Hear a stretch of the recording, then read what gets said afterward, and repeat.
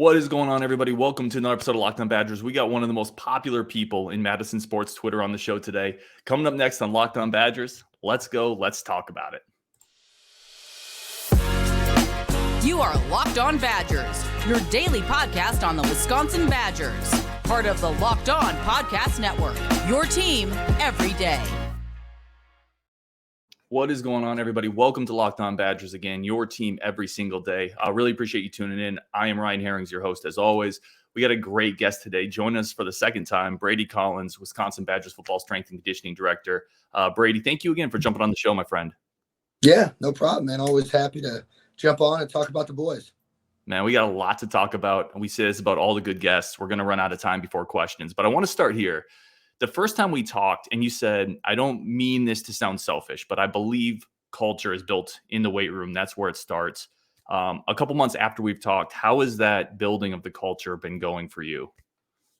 Extremely well. And, that's not a credit to myself and the staff or any new person in this building. A lot of it has to do with, the guys that were in that locker room.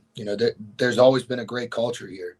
And I knew that from afar. When I used to play against Wisconsin, I've known that from when I was little, growing up watching it.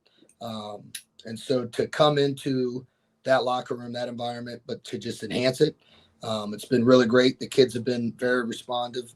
They've been busting their tails daily, doing the little things right, which is, probably the number one thing we harp on the most. And but it's been really exciting. And, it all starts right in here. It's the backbone of who we are.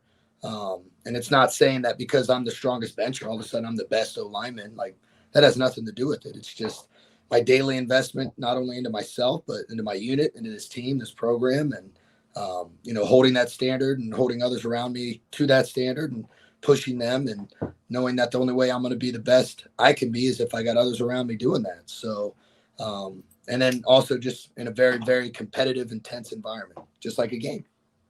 I wanted to ask you about that. So we see the clips on social media. Wisconsin social media department has been doing incredible things, building the excitement for the program, spring football coming up here. Competition seems like a huge part of what you preach inside the weight room. Is that a pretty accurate statement? Yeah, I would say it's pretty accurate for the moment you step into the building. It could be in any which way or form. Doesn't have to be just in the weight room. It's always in academics. It's in nutrition. It's in the way we practice. We even, give points to the guys that, are first into the indoor. If we're doing something in the indoor, you want to be first, the guy that jumps out in line first, the guy that's, just always putting his name out there. That's a competitor. So, we want to put these kids in positions to compete, to succeed. If they fail, that's fine. They learn from that failure. And, letting them understand that just like in the game, you're not going to do it alone. There's no one-on-one battles that are going to, depend the outcome of each game. So it's a very competitive environment, nonstop. And speaking of social media and competitive environment, the need for speed tweets, talking about speed, those were out on Twitter. I want to talk a little bit about the context of those tests. First of all, how are those players tested? Are they wearing kind of wearable tech? Are you guys doing it on a treadmill? Is it hand timed? What does that test look like? Yeah, it's the sports science devices that we use, which is Catapult. It's like a little shirt that they put on. It's got, a chip in the back and Wi-Fi signal. If you're outside, it's a little stronger, and it just accumulates data, the load, your top end velocity, your D cells, your A cells. So there's just a lot of cool things you get out of it. But for us, yes, it's mainly a competitive aspect. If I run 20 miles an hour and you say you run 21, well, then if I'm running and I'm running next to you and I'm beating you, my numbers should, hit higher than yours. But we love using it. The kids love seeing it in the winter. It's just something fun, some fancy name I love to come up with. In my previous stops, obviously, I've used, Fast and the Furious and stuff like that. So I had to mix it up. Need for Speed was cool. And, again, in the summer, it's going to be even more exciting just because you'll get some longer distances that you run. In the winter, we don't like to sprint, anything crazier than 20, 25 yards tops. So it's something that the kids really enjoy. And I'm not going to lie, I enjoy it too. And I know every position is going to be different. Body types are different. Jace Arnold is not Braylon Allen, for example, and vice versa.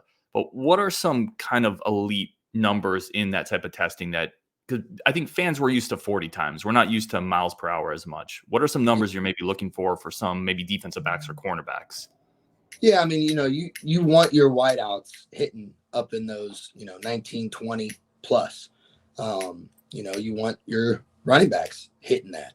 And, we did. Both Braylon and Ches were high 19s and even a little bit of 20.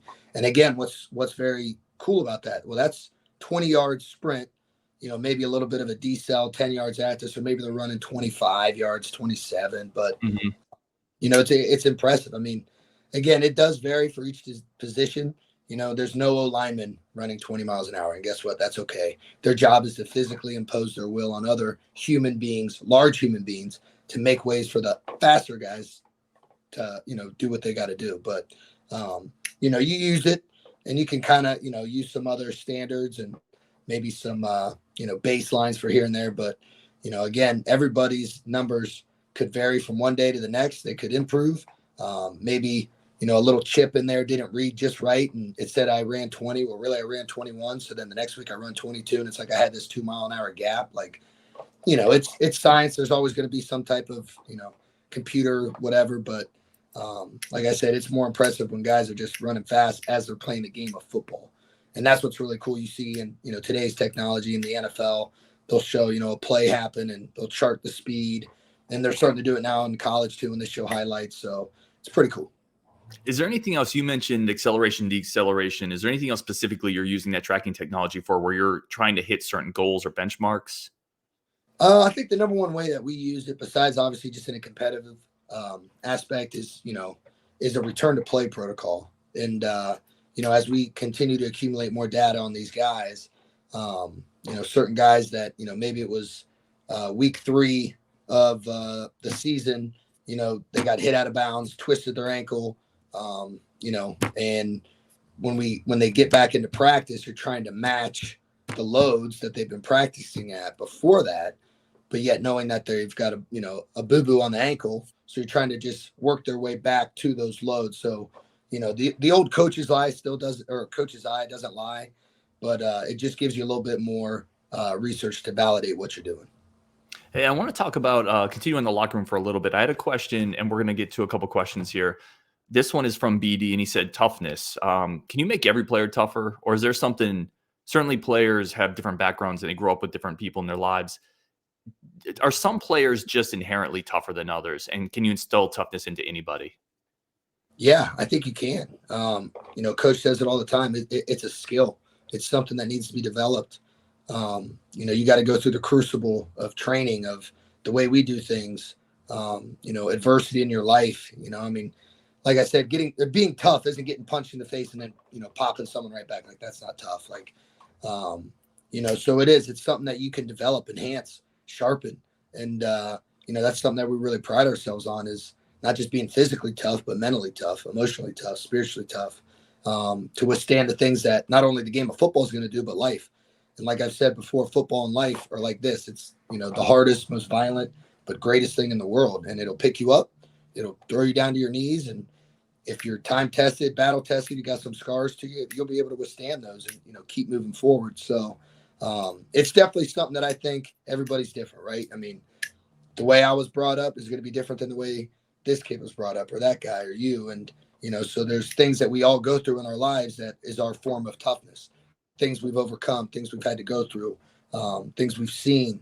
And, you just use that to the utility belt and really reach down into their heart. And that's what you're really developing. And then you grab their soul, and the body's the easiest part. I love that. Grab their soul, and the body's the easiest part. Coach, I want to talk a little about Tanner Mordecai coming in, transfer quarterback. What have you seen from great quarterbacks in the past in terms of what they're like in the locker room? And then what is Tanner Mordecai like in the locker room?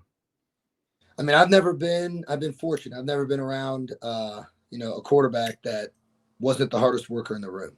And, I think at that position, you have to be, if you're a quarterback, you got to have some shit to you. You do.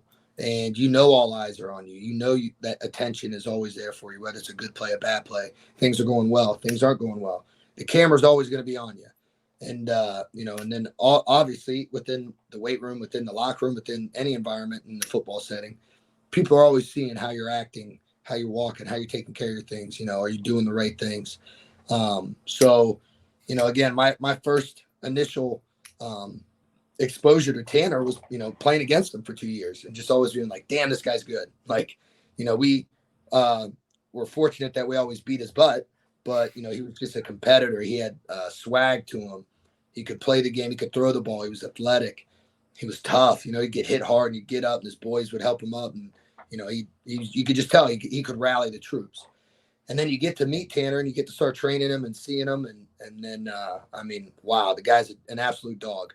He is. He's just got this gunslinger, Texas swag, mature, presence to him. And I think he did everything the right way. He came in, didn't say shit, just worked his ass off, gained the trust and the respect, and ultimately now the love of the players. And he's doing an unbelievable job, leading in everything that he does. And just been very impressed.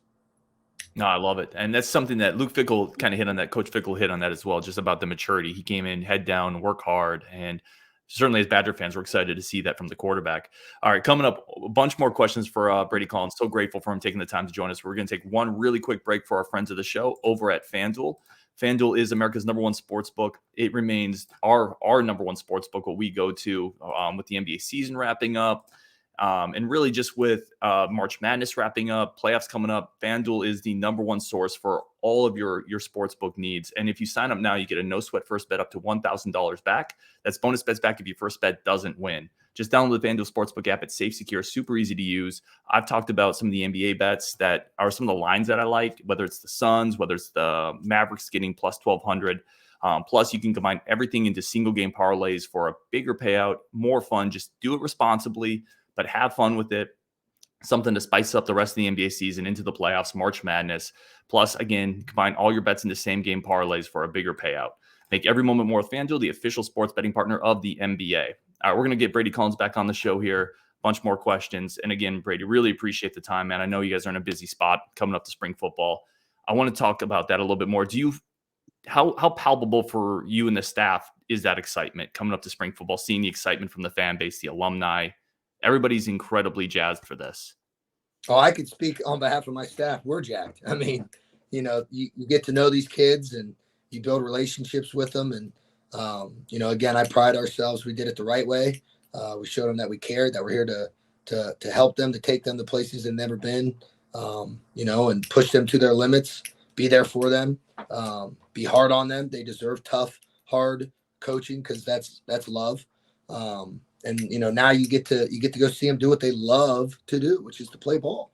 And a lot of guys, they feel better, they look better, they're healthier, and so just that little extra pep in their step for our step too, because you've seen these guys grind in the weight room, and like I said, I've seen some film from afar here and there, but now you get to go see them actually play, and then in turn it gives us even more as we watch them play. That hey, maybe this guy, he could be a couple more pounds up, or he could lose a couple more pounds, or man, if we really work on his hips in the offseason, he's going to be really good. And maybe this guy is, it's not my job, but maybe this guy's better at this position or that. I mean, but then you just get to see some different things, and gives us more of an idea as we head into the summer. So, but no, I'm jacked up. That's a great point you just brought up, and it leads into a question I was going to have: is how do you continue to maybe define your metrics for these players? When you see them play, are you then taking that data back into the weight room and saying, to your point, maybe we need to get this guy up a few pounds, or maybe if this guy's a little lighter and more agile, is that game data translating right into your workout programs for these players? Yeah, that's not so much on the any of the catapult stuff that we do. I think it's more just, talking with the coaches, them ultimately seeing what's the most important thing, which is how they're performing on film. And then, just coming up with a plan for each of these guys. I mean, we'd be, stupid and we'd be cheating these kids if we just said, all right, everybody's going to do the same workout and everybody's just going to do this and do that. And you're going to run this way, you run that. Like, it's got to have a purpose, got to have an intent. And if there's one thing that, we pride ourselves on from the top down with Coach Fick is, there's a plan for everything, a detailed, organized, where it's the phases, the way we do that.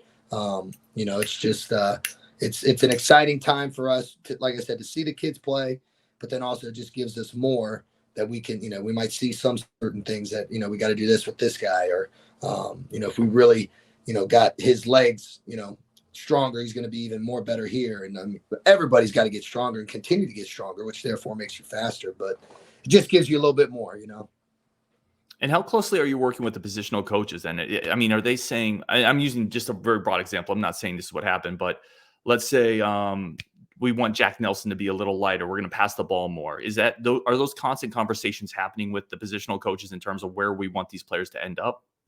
Yeah. I mean, again, I think because we haven't gotten to play yet, and as we will, those will continue, but you're just always communicating with them. They want to know what their guys are at, and we communicate with them, and we kind of, like I said before, sat down with Sophie, our nutritionist, kind of talked about, their body fat and, their frame and, again, what their genetic makeup might have. If I'm young, I mean, I still might grow 2 more inches. I could still grow if I'm a sophomore. You don't know. Like, God's blessed all these kids. You just don't know. So you don't want to put them in a environment or a position where you could hinder that growth, by training them in a, unsafe way, but, physically, building them the right way with flexibility, proper warm up, mobility, and all those things. Training hard and fast and violent through range of motion. But it's definitely, it's one of the fun things I enjoy doing is talking with all the coaches and hey, what do we think this guy should be? What could this guy be? Because a lot of times young guys, they'll put on good weight fast because they've never trained and eaten as much as they have before. And then, maybe then they get out there and they're not as used to moving at that weight. Well, then their body adjusts to it. And then as they continue to grow and their, muscular skeleton grows with them, it's easier then. So it's just kind of one of those fun things to do as guys continue to evolve. Another quick question here. This one is from Swaffs. He says, is there an individual or maybe a position group that you think made, I don't necessarily want to say the biggest jump because I don't want you to have to exclude anybody, but I'm going to say that maybe made a big jump so far? The O-line stands out to me. I'm an O-line guy, man. Like, I love training those big, nasty boys up front, because they don't get much glory. They're in there pounded nonstop. They got to be mean. They got to be nasty. They got to be tough. And so they've really impressed me. There's been a lot of great moves and gains made by those guys, whether it's just one mentally, but also physically. The wide receiver group's really talented. A lot of good dudes in that room. The safeties are freak shows. I mean, they're all great, but for me personally, the O-line. Okay, no, that's great. And again, I don't want you to have to exclude anybody, but you mentioned receivers. And that leads into a next question I had specifically with Skyler Bell, who was a player who was already pretty cut up, pretty physical, put on 5 pounds, at least from the last weigh-in to this official weigh-in. But I feel like a player like him, 5 pounds means more than, Braylon Allen's up a little bit, or TJ Bollers is up 15, 20 pounds on the official weight. And I'd like to talk about him too. But what does another 5-6 pounds on a guy like Skyler Bell mean potentially? So, when we got here, I think Juice at the time was like, 190-ish, like 187, maybe his first weigh-in. And, so, you look at his body, his frame, obviously, yeah, he did look good. He's genetically blessed. He is. And, and then you start evaluating him, see some of his movements, see some of his strengths. And, you just know that he's going to put on a good 5 pounds of lean mass, and he's going to be stronger. He's going to be faster, because the number one way to get faster is you get stronger. So, for him, giving him that, goal weight of, hey, I want you to, maintain that 195. Like, let's stay in that sweet spot of 192 to 195.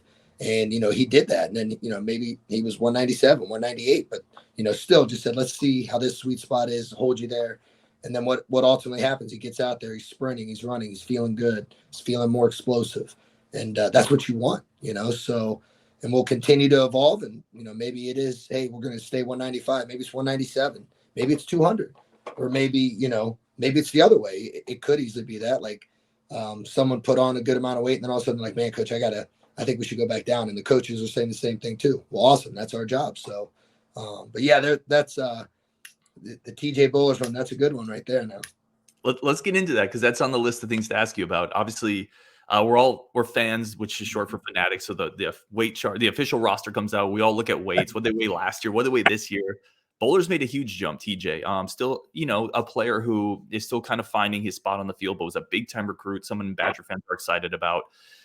This kind of led into that previous question I had about how closely are you working and your staff working with positional coaches? Is this maybe a spot where, and I know this is not your wheelhouse necessarily, but is he more of a defensive end, outside linebacker? And that's what fans jump to right away. But is this just more of a natural progression for his body? I think it's a natural progression for his body because we came in and he jumped all in and he, trained his ass off every single day like a bat out of hell.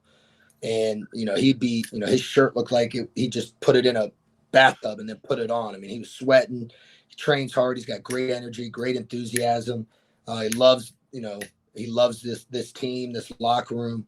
And so he invested in it. And, again, like I said, ultimately when you're training really, really hard, you're eating the right way, you're eating more the way you should be eating, you're naturally going to put on good lean mass. And that's what he did. I mean, you'll see him. He does not look bad. And, again, all he's doing is he's going to force, the coaches to decide where do you want him, and I love telling the kids that, like, coaches don't make the depth chart. You guys do.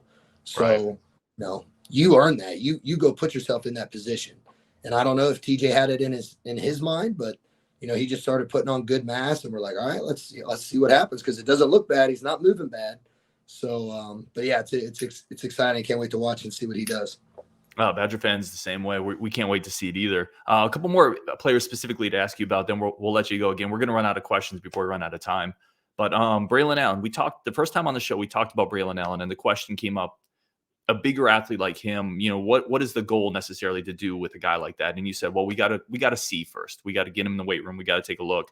He's up a few pounds. He said he feels stronger, faster.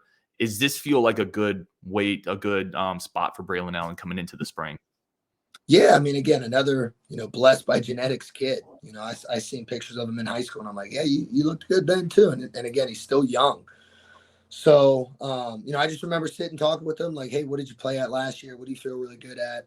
And, maybe at first it was like, hey, let's just see what the 235 is with how we're training. And with all these kids, that's how it really started out. I said, look, I'm not going to give you a goal right now. I want to see how your body reacts and adapts to training. Into the way we're feeding you and the way, all these things that we're doing. And so I think with Braelon, that was another case just like Juice Bell. I mean, trains hard, does the right things, does the little things right, eating good things, taking care of his body. All of a sudden he puts on a good lean 5 pounds. And like he said, that's again, the numbers and all that stuff doesn't matter. It's you want what those kids are saying, which is I feel better, I feel stronger, I feel more explosive. So now mentally they're there. Physically they're there and they can go perform now. And, again, that's what we pride ourselves on. And that's what, now we'll watch Braelon when he's 240 and now he's running the ball. Like, good luck, guys. And, maybe that just gives him a little added extra mental toughness too, to, I know I'm a big physical specimen of a human being. Nobody's going to stop me. Have you been around running backs like him before? Does he remind you of somebody from that position potentially? No, not really. Because I think he's still developing. I think he's still growing his mentality. I think he's very passionate. I think he cares. He loves this place. I think he's just like a lot of these kids. He's excited for this change. He's excited for the new stuff that's happening with offense and all that stuff. And I think as things just continue, he's just going to feel more comfortable. And then just. Like I've heard him say many times, it's gonna be nice not to play against 9-man boxes, all that kind of stuff. But no, he's a different one, to be that big, But again, if we can get his mentality and that heart and that passion to really intensify and burn brighter than it ever has, I think there's gonna be some scary things coming. Sky's the limit there. You don't want that dude in your secondary at 240. No. Well, a couple more really quick questions. This came up, and people were just trying to kind of make their own list. If you were to line up all the corners and receivers, and this could change on any given day, and say 40 yards away, there's $1 million. Who would be kind of in your top 3 to get to that million first if they all started at the same time? Will Pauling. Just because he's fast. Man, $1 million for it. Well, if that's all you said, like there's no rules. Like I could start running, then I could just like grab a guy or punch a guy. Or I mean, that could get different there. But we're just talking pure speed. Yeah, Will number 1, probably Keontae would be up there. And I would probably put Kamoy because he's a nut job. I love it. That's great. And that's one of the guys you mentioned. Safeties are freak shows. I mean, it's Wohler, Latu, it's Blaylock. Listen, Braiden Moore coming in. That's one of the. I may start there because that's one of the new guys coming in. What I wanted to ask you about coming in. 6'2", 197. One of the things people always said about Moore is he's going to come in physically ready. What does he look like, the freshman safety? Not a freshman, but great kid, very humble, incredible work ethic. Had the unbelievable opportunity to know him for quite some time, and proud that he's here, honored that he's here. And again, just came in, done everything the right way as a young kid, not knowing anything besides us, obviously, and just done a great job. And again, he's going to get coached extremely well. He's going to continue to train really hard. He's just beginning to scratch the potential of what he can do. And last question here, and again, I really, really do appreciate the time. As someone who's worked with young people, young players for a long time, has interacted with high school kids, are players harder to work with now? The same, different? There's a stigma with younger players that either they don't want it as much or they're harder to work with. There's more distractions. Is it the same once you get in the locker room for you? I don't think so. No. I mean, again, that is a big stigma. It's because of these right here, right? Like everything in this world now is at their fingertips. And we live in a society now too, where people think everything should be handed to them. And, I can order whatever I want right now at a click of the hat. Well, I want to be the starting running back. I want to score 10 touchdowns. I want to go to the league. It should be simple, right? Like, no, it's just like anything in life. Still to this day, you got to work for it. Good things come to those who grind. And, again, that's what makes a football team so special is you get guys in that locker room from all walks of life, all different upbringings, family backgrounds, religious beliefs, and they come together as one for a common goal.